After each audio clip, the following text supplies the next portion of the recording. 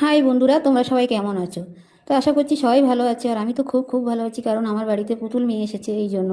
আর এইদিকে দেখো, সকালে উঠে আমি প্রথমে চাটা বসিয়ে দিয়েছি সবার জন্য। আর আমার কাপটা দেখো, হাতল ভাঙা কাপ, ডাং নেই, তো তাই তোমাদের দেখিয়ে দিলাম। আর এইদিকে দেখো, আমার পুতুল মেয়ে কাঁদছে চা খাবে বলে।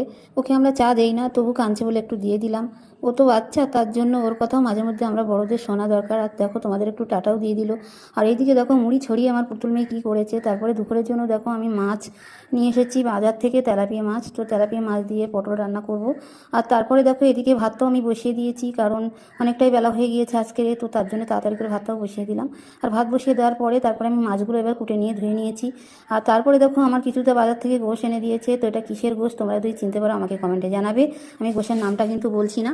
আর তারপরে দেখছি রান্না করতে করতে ভাত হয়ে গিয়েছে, দেখছি তেল নেই, তাই দোকান থেকে তেল আনতে গিয়েছিলাম। আর পুতুল মেয়ের জন্য কিছুটা খাবার নিয়ে এসেছি, ও কত খুশি হয়ে গেল। আর দেখো, এদিকে ফাইনালি এদিকে দেখো, রান্নাটাও আমার প্রায় কমপ্লিট হয়ে গেছে।